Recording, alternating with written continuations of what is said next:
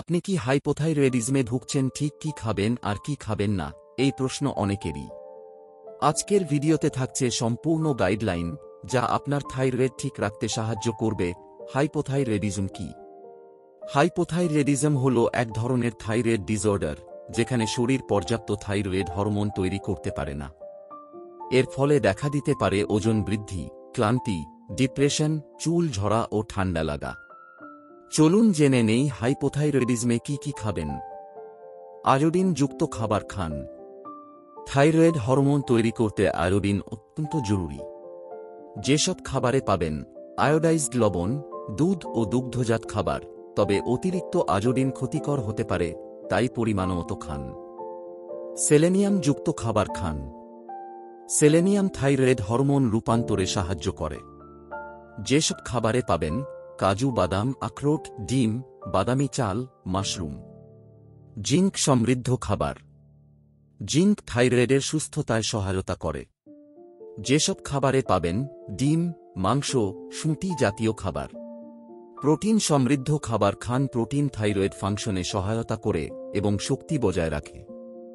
যেসব খাবারে পাবেন মুগ ডাল, চিকেন, মাছ, ডিম, সবুজ শাকসবজি ও ফল। বেশি করে সবজি ও ফল খেলে পুষ্টি ও ফাইবার একসাথে পাওয়া যায়, যা হজমে সাহায্য করে। উপযুক্ত ফল ও সবজি পেঁপে, গাজর, বেগুন, আপেল, জাম, কলা।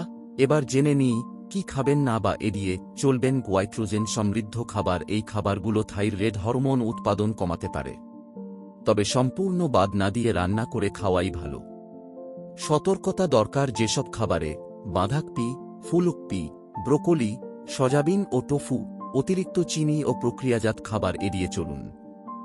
ক্যান্ডি, কেক, সফট ড্রিঙ্ক, প্যাকেটজাত স্ন্যাক্স, ফাস্ট ফুড এগুলো ওজন বাড়ায় ও হরমোন ব্যালেন্স নষ্ট করে।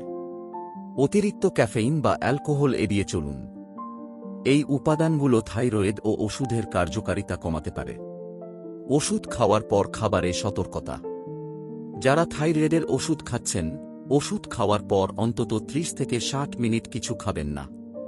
ক্যালসিয়াম বা আয়রন সাপ্লিমেন্ট ওষুধ খাওয়ার 4 ঘন্টা পরে খেতে হবে। হাইপোথাইরয়েডিজমে সঠিক খাবার নির্বাচনই পারে আপনাকে সুস্থ ও শক্তিশালী রাখতে। তাই অল্প কিছু নিয়ম মানলেই আপনার জীবন হবে অনেক সহজ। ভিডিও ভালো লাগলে লাইক দিন, বন্ধুদের সাথে শেয়ার করুন এবং এমন আরও স্বাস্থ্যকর টিপস পেতে চ্যানেলটি সাবস্ক্রাইব করতে ভুলবেন না।